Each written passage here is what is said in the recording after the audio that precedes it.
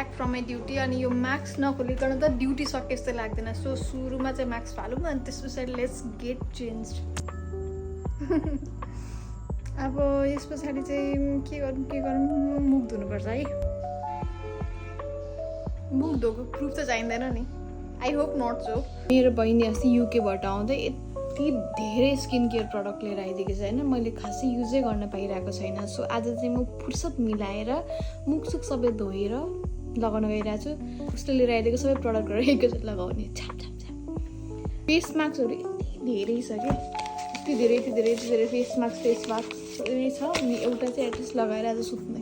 र अनुहारमा चमक लिएर आउने प्लान छ बच्चामा हामी नुहाउने साबुन लाइफको साबुनले मुख गएर उर्केको होइन अब यति धेरै स्किन प्रडक्ट चाहिँ कहाँबाट सुरु गर्ने कहिले आइडिया हुँदैन बहिनी विदेशमा हुनुको फ्लेक्स छुट्टै छ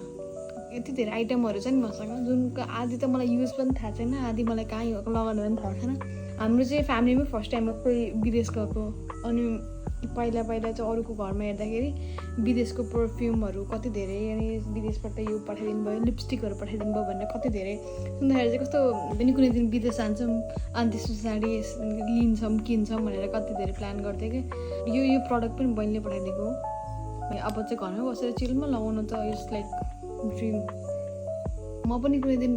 टन्न घुम्न जान्छु विदेशबाट टन्न स्किन केयरको प्रडक्टहरू लिएर आउँछु भने मेरो एकदम अर्कै छुट्टै दुनियाँ डिलिभरी वर्ल्ड छ हरेक सामानहरू इम्पोर्टेड होस् यो चाहिँ सबैजनाको सपना होला त्यसमा म पनि पर्छु यो गुवासा गरेर यो यसलाई चाहिँ गुवासा भन्छ है के गरेर यो घोटिरहेको अनुहारमा मात्रै नभन्नु होला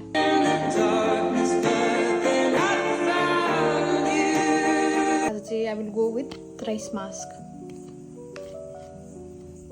हालौँ सुरुमा चले आँखा हालौँ यो चाहिँ कहिले जुङ्गा चाहिँ कहिले मिल्दैन जुङ्गा गर्नु पर्छ ठिक छ यो गरेर अब एकछिन चाहिँ धेरै बोल्न मिलेन अनि एकछिन गीत सुन्छु किनभने म ब्याकग्राउन्डमा गीतै सुनिरहेको छु सो